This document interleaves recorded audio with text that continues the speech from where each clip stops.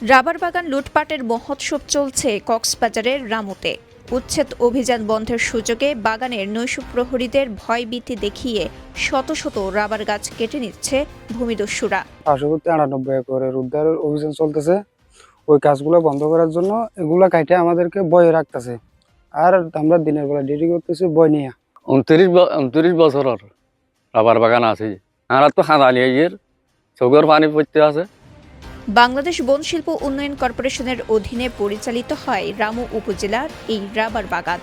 মোট 98 একর সরকারি জমি জবরদখলের অভিযোগে 2025 সালের অক্টোবরে শুরু হয়েছিল উচ্ছেদ অভিযান।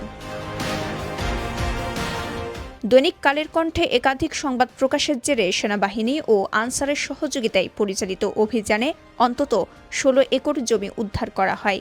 এর 3 মাস পার হলেও নেই কোনো নতুন উদ্যোগ, ফলে আবারও দখল ও গাছ কাটার ঘটনা ঘটছে। যাতে আমরা উদ্ধার চলমান করতে না পারি সেটা থামাতে প্রকৃত আমাদের প্রায় 2 একর চারা এখানে কেটে দিয়েছে। আমাদের চলমান অভিযানকে বাধাগ্রস্ত করার জন্য তারা একই সেম ভূমিদস্যু এই 16 একর বাগানটা রাতের আঁধারে কেটে দিছে। স্থানীয়রা জানান, অভিযান বন্ধ থাকার সুযোগে ফের সক্রিয় হয়েছে ভূমিদস্যুরা। এর মধ্যে রাতের আঁধারে 16 একর এলাকার একটি অংশে প্রায় 2 একর জায়গায় থাকা 3 শতাধিক রাবার গাছ কেটে ফেলা হয়েছে। তাদের অভিযোগ, স্থানীয় মোহাম্মদ আলম নামের এক ভূমিদস্যু ভয়ভীতি দেখিয়ে নির্বিচারে গাছ কাটছে, ফলে ভয় আর আতঙ্কে দিন পার করছেন তারা। এই গত পরশুদিন আবার বাগান একটা ফুরা দিছি, আমাদের অনেক গাছ ফুরে গেছে। এই গাছগুলো আমরা নিজের হাতে একটা গাছের গাছ আমরা প্রত্যেকদিন রাত্রে এখানে কাটি। উনি এরকম করবে কেন? জীবনের সব আয়োজন এখানে একসাথে। অভিযোগের বিষয়ে জানতে অভিযুক্ত আলমের সাথে মুঠোফোনে যোগাযোগ করা হলে তিনি অভিযোগ অস্বীকার করেন।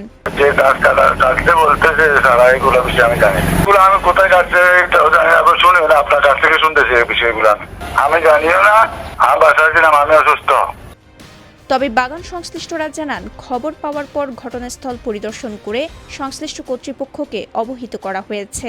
98 একর জবরদখল উচ্ছেদ কাজ চালাতে গিয়ে আমি ব্যক্তিগতভাবে বিভিন্ন ধরনের হুমকি ধমকির সম্মুখীন হয়েছি এবং এ বিষয়ে উপজেলা প্রশাসন ইউনো মহোদয়ের কাছে লিখিত অভিযোগ করেছি এবং রামু থানায় একটি সাধারণ ডায়েরি দায়ের করেছি। এদিকে অভিযুক্তদের বিরুদ্ধে মামলা দায়েরের কথা জানান উপজেলা নির্বাহী অফিসার। একই সাথে ভূমিদস্যুদের উচ্ছেদে উপজেলা প্রশাসন সহযোগিতা করবে বলেও জানান তিনি। ফৌজদারি অপরাধ, এটার বিরুদ্ধে মামলা করতে হবে। অবৈধ যে কোনো উচ্ছেদ করতে আমরা সহযোগিতা করব, যেভাবে আমাদের পক্ষে সহযোগিতা করা সম্ভব আইন কানুন বিধিবিধান মেনে।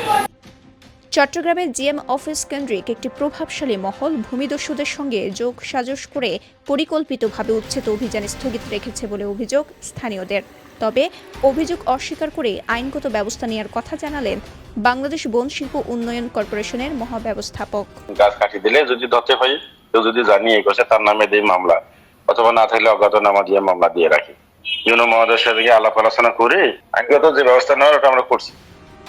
উচ্ছেদ অভিযান বন্ধ থাকায় দখলদাররা আরও বেপরোয়া হয়ে উঠেছে। সরকারি সম্পদ রক্ষায় দ্রুত কার্যকর ব্যবস্থা না নিলে এই বিশাল রাষ্ট্রীয় সম্পদ চিরতরে হারানোর শঙ্কা স্থানীয়দের। কক্সবাজারের রামু থেকে শওকত ইসলামের পাঠানো তথ্যচিত্রে সাফা মারওয়া, কালের কণ্ঠ, চট্টগ্রাম।